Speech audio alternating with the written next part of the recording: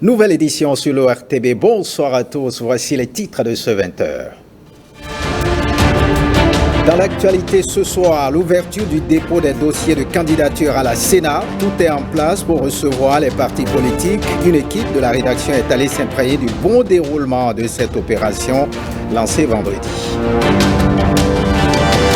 Et puis, dans les mailles de la recette des douanes d'Atiémé, un réseau de fabrication de boissons alcoolisées. Il fabrique presque tout à base d'éthanol.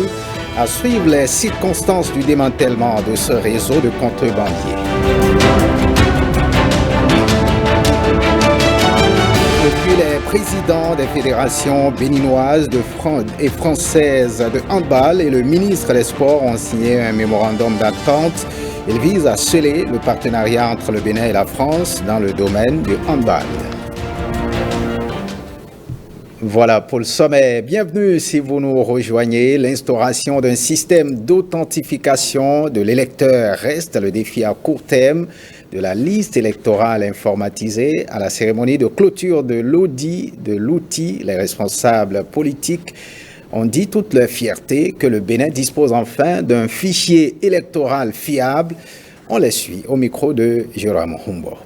Ce qui existait comme l'EPI n'en était pas une, c'était pas une liste correcte, fiable. Aujourd'hui, je suis heureux de dire à toute la nation que c'est une bonne liste. Mes inquiétudes se sont dissipées puisque nous avons quand même aujourd'hui une liste fiable, une liste que vous pouvez vérifier de là où vous êtes, quel est votre poste de vote et tout ça. Ça n'avait pas existé dans le pays. Et nous, à l'Union progressiste, nous encourageons et nous félicitons le travail qui a été fait au niveau de l'ANIP. Et l'outil que nous avons aujourd'hui, il faut le maintenir, il faut l'améliorer pour le futur. Nous sommes déjà très convaincus de ce qui s'est passé. Donc moi, je trouve que tout s'est bien passé. Chaque parti politique doit pouvoir sensibiliser, convaincre ses militants et ses sympathisants pour aller s'exprimer, pour pouvoir en bénéficier. Et il y a un défi également qui a été soulevé au cours des travaux, c'est le défi à court terme de l'instauration d'un système d'authentification de l'électeur qui doit pouvoir accompagner harmonieusement le mécanisme actuel de génération de la liste électorale. Et sur ce point, il s'agit donc d'une préoccupation d'équipement qui doit pouvoir permettre le jour du scrutin de s'assurer que le votant est vraiment celui qu'il prétend être sur la base de son numéro personnel d'identification et de la lecture de son empreinte digitale. Ainsi, notre pays aura franchi le plus grand pas et pourra être même pionnier et la question électorale tombera dans le domaine commun pour ne plus être un objet de tant de tracasseries. Et on prend la direction de la Sénat, la Commission électorale nationale autonome. Le dépôt des dossiers de candidature pour les élections législatives de janvier 2023 est ouvert depuis vendredi. Une équipe de la télévision nationale s'est rendue donc dans les locaux de la Commission électorale nationale autonome. Tout est-il en place pour recevoir les partis politiques? Quels dossiers sont déjà déposés? Ghislain Poguet et Simon Villon ont fait le constat. Regardez. La salle d'accueil, des agents qui attendent les mandataires des partis politiques. Ici, ils s'inscriront selon l'ordre d'arrivée. C'est cet ordre qui sera respecté pour le tirage quant au positionnement sur le bulletin unique. Des salles de réception, 3 au total, avec des agents qui attendent aussi. Ils feront le contrôle physique et vérifieront la complétude des dossiers. La Sénat est vraiment prête pour commencer par recevoir la déclaration des candidatures des partis politiques. Après le dépôt qui court jusqu'au 2 novembre, les dossiers seront étudiés en profondeur 11 jours durant. Le président de la Sénat pourra après, au cours d'une conférence de presse, annoncer les résultats issus des contrôles et des études de la commission. Mais pour l'heure, aucun parti politique ne se pointe. Le dispositif est en place, mais les partis politiques se font toujours désirer. Ils attendent toujours le dernier jour, pourquoi pas la dernière, pour se présenter. La Sénat est prête pour recevoir les partis politiques. La Sénat a mis à la disposition des partis politiques une solution informatique pour faciliter l'enregistrement de la déclaration des candidatures. Et pendant ce temps, le Bloc républicain se renforce. De nouveaux adhérents pour le Bloc républicain dans la 24e circonscription électorale. Ils viennent en renfort au parti. Leur déclaration d'adhésion a fait l'objet d'une cérémonie officielle. Aziz Alagbe nous en parle. Ils sont de jeunes leaders politiques en provenance des communes de Kové, Zakota, Zobodome, Zayanado et Wenhi. Ils désertent le forum de leur ancienne formation politique pour, disent-ils, faire allégeance au parti du cheval blanc. Objectif, mieux exprimer leurs ambitions politiques. Nous nous sentons très honorés par votre présence massive à cette cérémonie solennelle de notre adhésion officielle, que dis-je, de notre comeback pour monter à nouveau sur le cheval gagnant.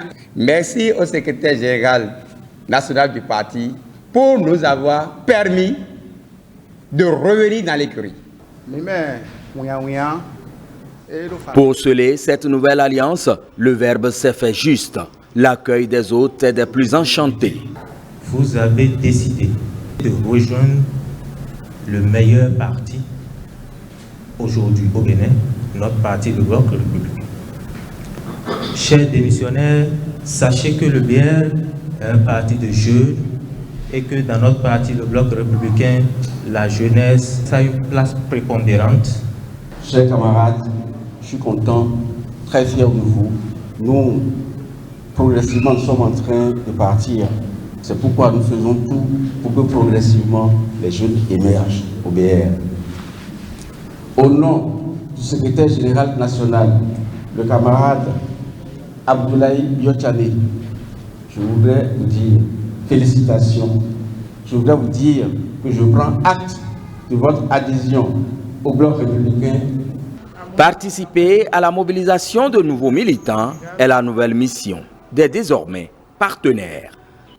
Voyons à présent cette rencontre des préfets. La deuxième rencontre des préfets au titre de l'année 2022 a pris fin à Porto Novo. Les débats axés autour des défis sécuritaires et la modernisation de l'administration ont abouti à des recommandations. Firmin Bassao et Brice Hongo nous font le point.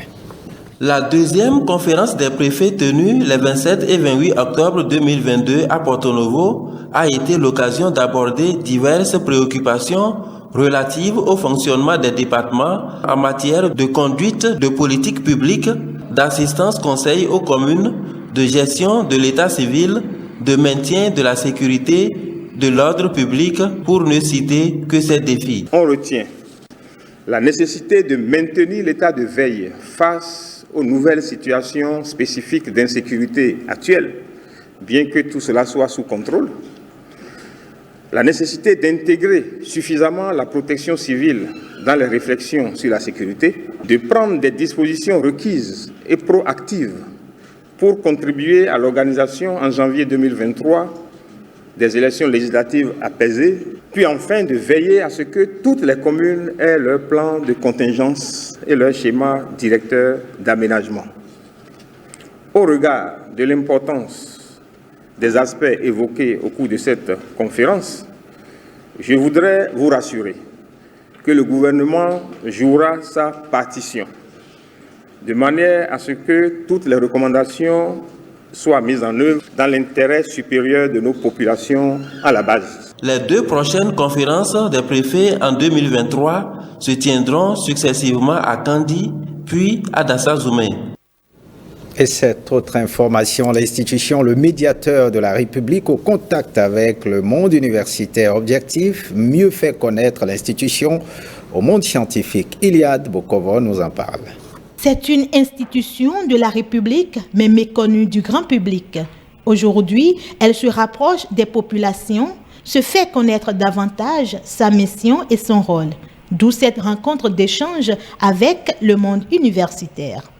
En réalité, l'institution du médiateur de la République, après plus de 15 ans d'existence, semble ne pas être connue par certains acteurs, en l'occurrence les chercheurs, les universitaires. Et donc, à travers ce partenariat que nous voulons nouer, nous voulons que le monde scientifique s'intéresse beaucoup plus à l'institution du médiateur de la République. Donc, Dans notre département de sociologie, nous allons développer des thèmes de commun accord avec les représentants de la mairesse de la République. Ces thèmes, maintenant, nous allons mettre des étudiants là-dessus, au niveau licence, au niveau master, les aider à développer ces thèmes-là et à présenter. Permettre une meilleure appropriation par les citoyens des modes alternatifs de règlement des différends, entre autres défis que relève le médiateur de la République. Le médiateur de la République statue en règlement amiable et en équité. Alors ceci pour dire quoi? Que lorsque vous avez des difficultés en tant qu'usager de l'administration publique, quelle que soit par ailleurs la nature de ces difficultés, vous pouvez, après avoir tout tenté pour avoir satisfaction auprès de l'administration concernée en vain, vous pouvez vous adresser au médiateur de la République qui se charge de porter votre préoccupation vers l'administration concernée. Créé en août 2006, l'organe présidentiel de médiation va devenir, à la faveur de la loi 2009-22 du 3 janvier 2014, le médiateur de la République. Voyons à présent ce coup de filet. Si vous aimez les liqueurs, vous êtes peut-être déjà tombé sur de mauvais produits sans le savoir. Un réseau de fabrication de boissons alcoolisées vient d'être démantelé par la recette des douanes d'Atiémé. Vous allez le voir, ils fabriquent presque tout à base d'éthanol. Le reportage de Herman Rodega-Megan et Patrick Imavo. Observez bien l'emballage. Cette liqueur est censée provenir de la Belgique. Visuellement, tout semble correct et approprié. Sauf que cette bouteille de gin prête à consommer est fabriquée par des contrebandiers qui ont trouvé refuge à Lokossa. Dans ces bidons, c'est déjà des boissons, des liqueurs frelatées. Sur cette vidéo amateur, des liqueurs de tout genre entreposées par centaines dans ce laboratoire, pour le moins particulier. Un minuscule espace transformé en une fabrique à boissons alcoolisées. Un vrai quartier général où l'éthanol est roi. La recette de Douane d'Atiéma a démantelé le réseau. Nous avons mis en place une équipe qui devrait sur un tricycle chargé de machines de fraude en provenance d'un des débarcadères et qui allait échouer dans la dite maison. Un travail de professionnel pour arraisonner des boissons contrefaites avant leur mise sur le marché. Après une nuit de razzia, les éléments de la douane ont pris un billet retour. C'est connu, l'assassin revient toujours sur les lieux du crime. C'est ici, dans cette bicoque, où l'air est infesté par l'alcool, que ces marmitons autoproclamés touillent les liqueurs. Le temps d'une nuit, ils ont remis en place la machine. Des tas de débris s'amoncellent dans cette douche aux murs lézardés et à la toiture brûlante qui sert de plonge. Nous constatons que ces contrebandiers ou ces fraudeurs ne sont pas prêts à arrêter et sont prêts à continuer. Donc nous allons certainement multiplier nos actions sur le terrain pour pouvoir contrer ces genres d'activités. Une activité illégale qui a donné une triste réputation à toute une région. Bilan de ce coup de filet, 2940 bouteilles de liqueur déjà empaquetées, 175 litres répartis dans des bidons et 800 litres d'alcool. Je voudrais d'abord, au nom du directeur général des douanes, M. Alain Incanti, féliciter les équipes pour ce travail qui a été fait.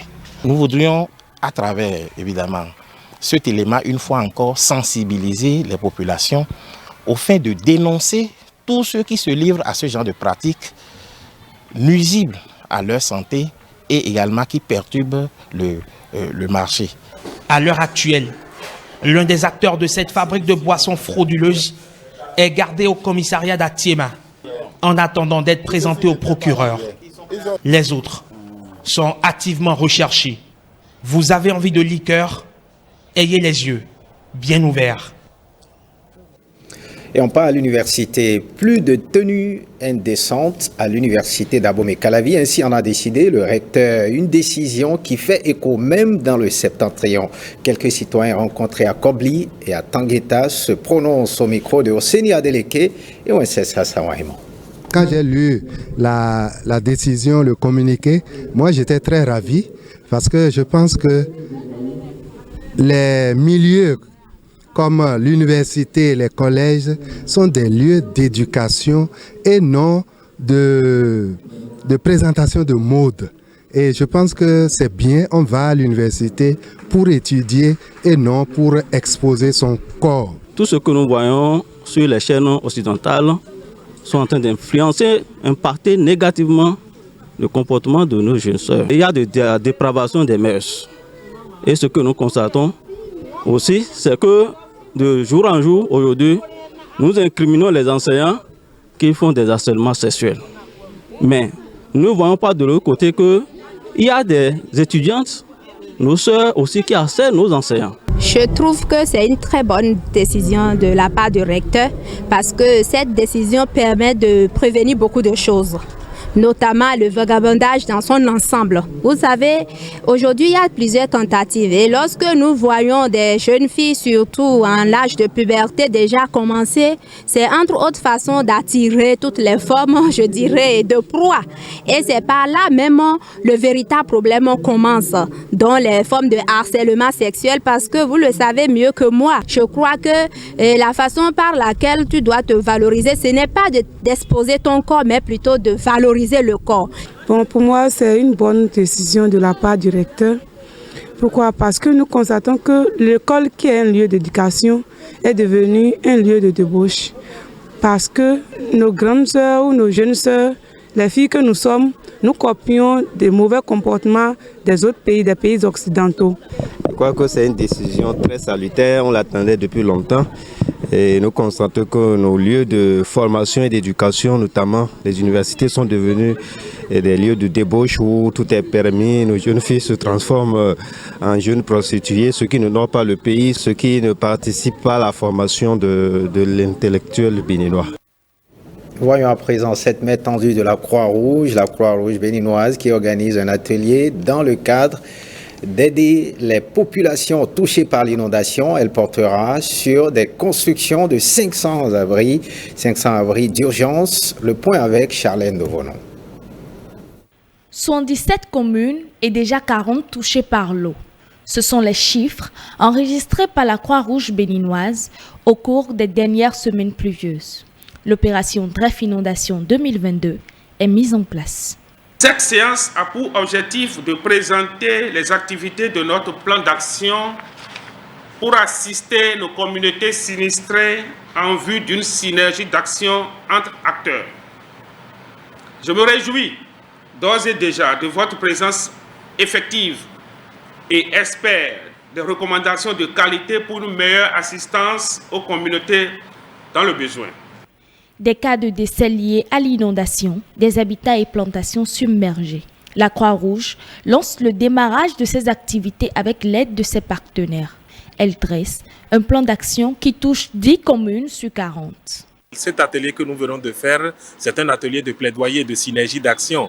Vous voyez, c'est aujourd'hui 40 communes qui sont sous l'eau. Nous arrivons à appuyer 10 communes. Si nous avons invité tous ceux qui ont un mandat humanitaire au Bénin et toutes les institutions qui ont un mandat humanitaire à venir ici, c'est pour qu'ils puissent assister ces communes qui n'ont pas encore trouvé d'assistance. Le gouvernement a fait un effort assez louable pour appuyer 40 communes, mais nous, les humanitaires, nous devons pouvoir intervenir aux côtés et de l'État toujours pour aller de l'avant. Par Dref Inondation 2022, le gouvernement assiste les populations sinistrées et aussi l'économie locale. Et on voit à présent cette valorisation d'une Made in Bénin avec ce réseau d'entrepreneurs béninois solidaires qui accompagnent le gouvernement dans le mois du consommant local. Le réseau organise depuis le 8 octobre une foire internationale, une foire donc itinérante nationale. Après Cotonou, Dassa, Covey et Abomey-Calavi, Porto Novo a accueilli la foire. Firmin Bassao et Brice Fombois pour le point. Des produits 100% made in Bénin exposés au grand public à Porto Novo. L'action s'inscrit dans le cadre de la foire itinérante nationale organisée par les entrepreneurs locaux en vue de soutenir le mois du consommant local. Porto-Novo a été choisi comme la dernière étape parce que c'est la capitale du Bénin. Pour nous, c'est un honneur de pouvoir clôturer ce mois du consommé local cette fois-là. Ici, pour dire, s'il y a toute une initiative qui doit il faudrait que la capitale du Bénin aussi bouge avec le mois du consommé local. Le réseau BES, c'est Bénin Entreprendre Solidaire avec son territoire. C'est un réseau fort des entrepreneurs qui sont dans les villages, donc on va parler des femmes, des jeunes, qui sont dans la culture, qui sont dans la transformation, qui fournissent des matières premières à des entreprises de transformation en milieu humain, qui offrent des produits en lien avec les besoins des consommateurs humains. L'idée de la foire itinérante dans plusieurs villes du Bénin vient entre autres de la volonté de promouvoir l'entrepreneuriat social et solidaire orienté sur la valorisation des ressources locales et susciter l'intérêt et l'adhésion des populations. ANARIL prend l'engagement de faire cette promotion et, dans ce sens, contribuer à la sensibilisation des populations de la ville de Porto-Novo. La foire itinérante nationale, c'est 150 ZEM mobilisés, des commerciaux, une cinquantaine d'entrepreneurs. L'action permettra de donner plus de visibilité au mois du consommant local dans 5 départements du Bénin. Maintenir son environnement propre, c'est la marque cette année de la journée mondiale de la poste à Parakou. Le personnel est descendu dans les rues pour nettoyer les places publiques. Les détails avec Michael Noati et Félicien Kouagou-Koupakou. La Poste du Bénin s'attaque aux ordures dans la cité de Kobourou. À l'occasion de la journée mondiale de la Poste, les agents de cette société à Parakou ont quitté les bureaux pour assainir leur cadre de vie. Par cet acte, nous voulons montrer à la population que notre planète est en danger. Et il nous faut des actions fortes. Nous avons l'obligation de préserver notre environnement, de travailler tous les jours à ce que les ordures ne nous envahissent pas. Parce que vous voyez toute la quantité d'ordures que nous avons pu enlever de cette place. Si chacun de nous évitait ces actions, je suis sûr que nous allons vivre dans des conditions meilleures. Leur premier choix, les places emblématiques. Quand on dit Bioguera au Bénin, vous savez que c'est une histoire. Donc la Poste a décidé de commencer par là pour dire attention, ceux-là ont œuvré pour le développement de ce pays. Et comme on dit la Poste pour la planète, il faudrait qu'on commence par là aussi pour montrer à la population qu'aujourd'hui, ce n'est plus une poste de bureau, mais c'est une poste de développement. L'action de la Poste du Bénin se veut pérenne. Nous prenons l'engagement de temps en temps de revenir sur les lieux des places publiques pour les entretenir, pour au moins marquer notre contribution.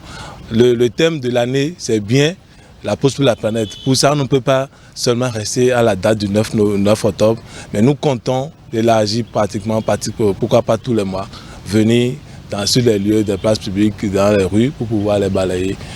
Pour l'assainissement de notre cadre de vie, la Poste du Bénin est un exemple à suivre. Voyons à présent cette signature. Les présidents des fédérations béninoises et françaises de handball et le ministre des Sports ont signé un mémorandum d'entente. Il vise à sceller le partenariat entre le Bénin et la France dans le domaine du handball. Les précisions avec Alessis Segbemon et Hospice Metoli. La signature de ces documents est l'acte final d'un accord qui fera date dans l'histoire du handball béninois. En visite de travail au Bénin depuis 144 heures, la délégation de la Fédération française de handball, sous la conduite de son président Philippe Bana, a signé avec la Fédération béninoise de handball et le ministère des Sports un mémorandum d'entente qui scelle le partenariat entre le handball français et celui béninois. On a l'habitude de dire en local ici que nous sommes la discipline chouchou du ministre. J'ai eu l'occasion de le remarquer encore et je voudrais vraiment remercier Monsieur le ministre pour tout ce qui se fait. Pour le sport, nous mesurons la portée de l'acte que nous sommes en train de poser aujourd'hui et nous prenons ici devant vous l'engagement, de tirer le meilleur de ce mémorandum. Nous serons aux côtés de nos amis, aux côtés d'un projet qui est porté de manière magnifique pour toute l'Afrique en termes d'exemple, en termes de pilotage. Oui, on travaillera avec vous sur tout ce qui relève des formations. On a la vocation de regarder le développement de ce handball béninois dans les 10 ans qui viennent. Mais on est persuadé, parce qu'on a beaucoup vécu ces moments de performance, que que cela va aller très vite. Maillon essentiel du programme d'action sportive du gouvernement Talon, la politique de développement du handball, après la construction des aires de jeu, trouve dans ce mémorandum l'apport technique qui changera tout. Monsieur le Président, je vous l'ai dit, je veux vous le répéter, vous pouvez être sûr que votre investissement personnel et collectif est un investissement sur une terre fertile avec des partenaires qui ont compris les enjeux, qui sont déterminés à avancer. Et donc, vous pouvez être certain que dans quelques années, nous allons ensemble pouvoir célébrer les premiers fruits de cet effort que nous faisons. Le rêve est grand. Voir le handball béninois s'installer à la table des meilleurs du continent. Pour le réaliser, il ne peut avoir meilleur mariage. Tellement, la France domine le monde du handball depuis bientôt un quart de siècle. Un mot de culture, les Lokpa de Badouder ont célébré cette semaine la fête identitaire Kamourou, communément appelée la fête de Chicotte, une fête qui regroupe les jeunes qui se flagellent et qui est considérée comme un symbole de courage et de maturité. Les temps forts avec Oséné Adeleke, on sait ça, Samoaïmo. Les Lokpa de l'arrondissement de Badouder renouent ici avec la fête identitaire de Kamourou. Cette rencontre, à travers une épreuve de flagellation en public au rythme des tam-tam, initie les jeunes à la bravoure et obtiennent des grades sociaux supérieurs. Les participants se chicotent ici, torse nu, jusqu'à effusion de sang. Il ne s'agit pas de bagarre et cet événement n'est aucunement l'émanation de quelques rancœurs ou règlements de compte. C'est une réjouissance bien structurée par les autochtones. C'est une étape de la vie des jeunes. Et à cette étape-ci, vous êtes prêts au combat. À cette occasion, quand vous voyez un jeune bien chicoté, vous êtes satisfait. Et la femme dit, celui-là, c'est votre choix. Quand bien même, elle va là et qu'on lui demande cette force. Cette fête est aussi considérée comme la phase où l'on quitte l'enfance pour la phase adulte. Donc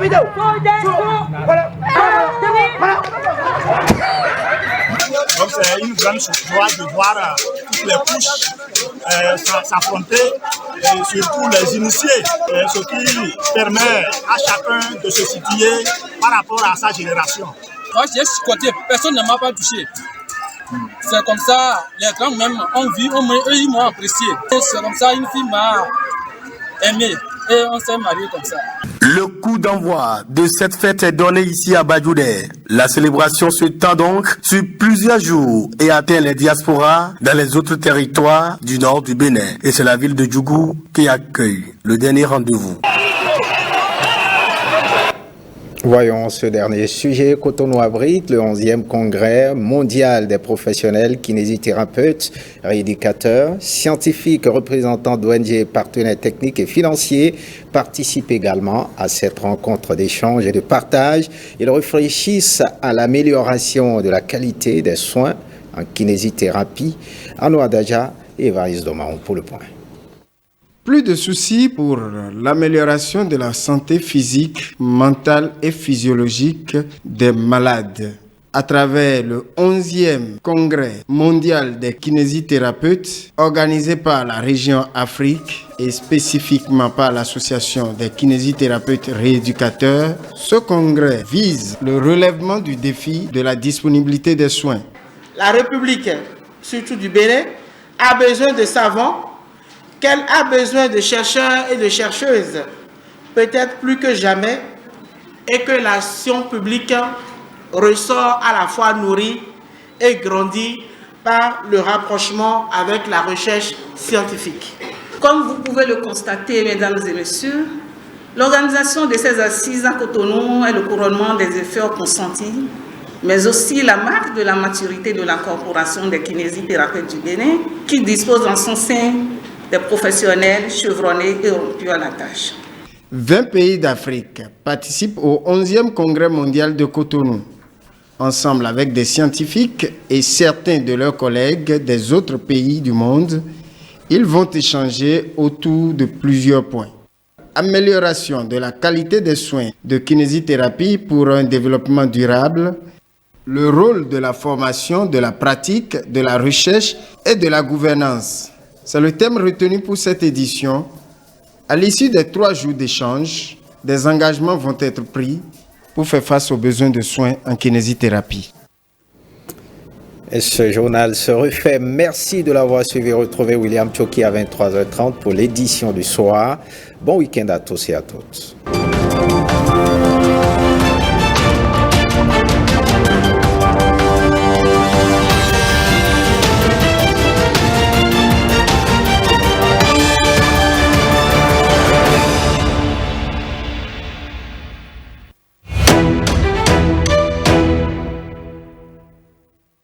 L'évolution des droits en santé sexuelle et de la reproduction est au centre des discussions dans un espace hôtelier à Cotonou.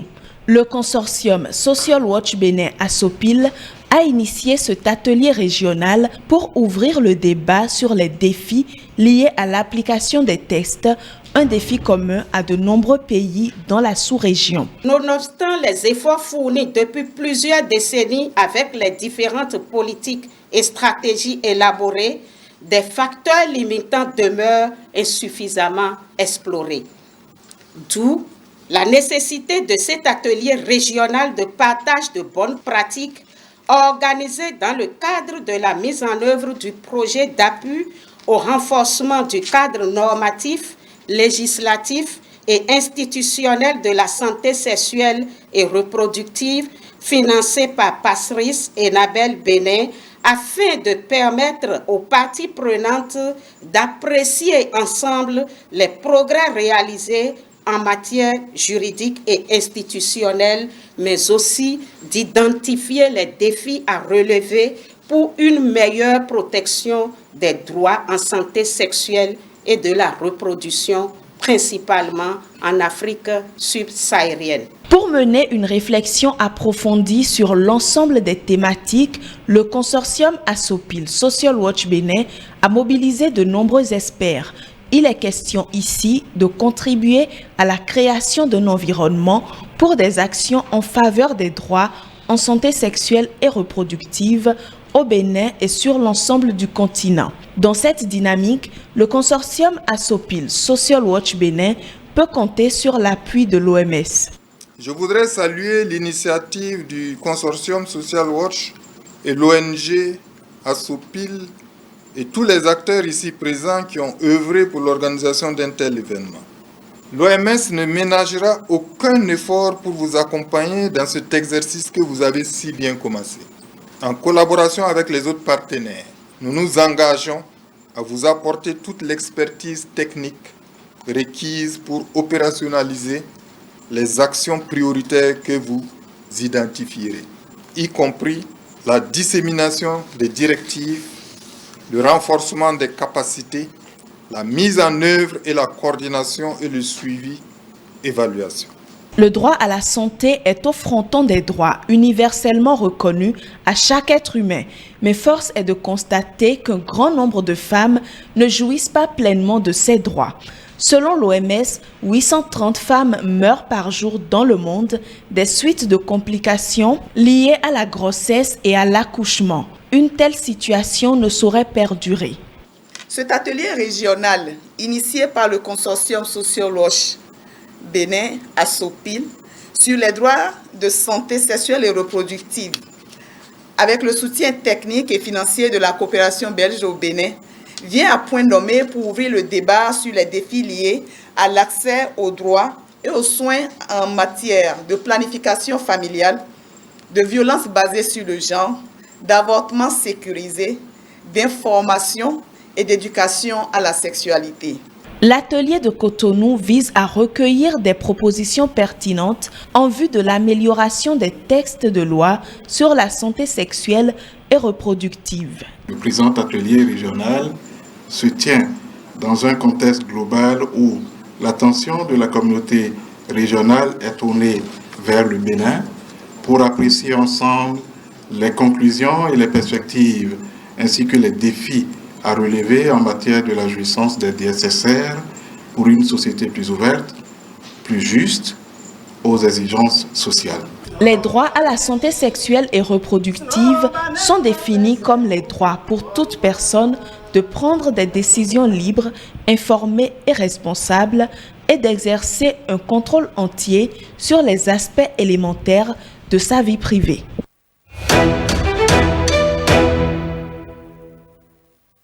C'est une nouveauté au Bénin pour l'accès à Internet. La raison, l'Internet via satellite est désormais possible grâce à l'offre WeConnect de Carrefour Télécom et Services. L'opérateur fournisseur d'accès Internet réalise le rêve de milliers de Béninois. Il vient répondre à un besoin. Le besoin d'une couverture nationale, le besoin de pouvoir mettre l'offre de services Internet à la disposition des populations, même dans les zones les plus reculées de notre cher pays, le Bénin. WeConnect, c'est un accès illimité au monde, quelle que soit votre position géographique. L'Internet est à portée de main et sans difficulté. Il est accessible à toutes les bourses. C'est un débit optimisé, une flexibilité accrue, une capacité plus élevée de couverture et une couverture plus large avec l'ambition de parvenir à très court terme à combler tous les espaces, tous les lieux très reculés avec une géologie compliquée et considérés jusqu'à présent comme des ghettos en termes de fourniture d'offres Internet. WeConnect, c'est de pouvoir mettre à la disposition de tous les Béninois, grâce à un investissement abordable, de l'Internet de qualité, à prix abordable et complètement annexé, attaché aux besoins spécifiques que peut avoir un individu, une entreprise, qu'elle soit petite, qu'elle soit moyenne ou qu'elle soit grande. Pour en arriver à cette étape, Carrefour Télécom et Services a eu pour partenaire technique Eutelsat. Les problématiques des Béninois qui font face à la fracture digitale dans des endroits extrêmement reculés, mais où nous avons une solution pour développer l'Internet et faire de cette fracture numérique un mauvais souvenir et ramener l'ensemble du territoire au débit et aux services dont bénéficie la grande ville. Et au travers de cela, apporter une égalité sur le territoire béninois. On a une large gamme de produits qui va permettre justement à chaque entreprise de prendre le produit qui concerne cette entreprise et qui permet justement à cette entreprise de pouvoir travailler sans pouvoir s'inquiéter d'une connexion mauvaise ou des coupures, et ainsi de suite. Carrefour Télécom et Services, appuyé par son partenaire technique Eutelsat, est de permettre à tous de se connecter partout au Bénin et de rendre l'Internet accessible à toutes les bourses. Avec des produits tels que Connect Wi-Fi, qui grâce à un hub installé dans une zone où l'Internet n'est pas totalement accessible, permettent à des populations qui ont des moyens réduits de pouvoir avoir accès à Internet grâce à des recharges que nous appelons vouchers, pouvant commencer même à partir de 100 francs. D'autres utilisent déjà Internet via satellite. Ils sont aussi distributeurs pour la société Carrefour Télécom et Services. Pour eux, la différence avec la fibre optique est nette. Par rapport au débit que nous cherchons, par rapport à la qualité que nous cherchons pour l'Internet, je sais que sur le terrain, nous ne sommes pas pleinement satisfaits. Cela dit, c'est que votre produit est le bienvenu pour nous aider justement à nous apporter ce haut débit. Aujourd'hui, des institutions, même des institutions financières qui ont des agences un peu partout, se font relier facilement par cette société, par cette connexion que nous avons eu à aider et aujourd'hui tout le monde est satisfait. Nous invitons tous les clients, surtout les banques, les institutions financières, ceux qui ont des structures décentralisées, de se connecter sur cette connexion par satellite. Avant de parler d'un produit, il faut d'abord le tester.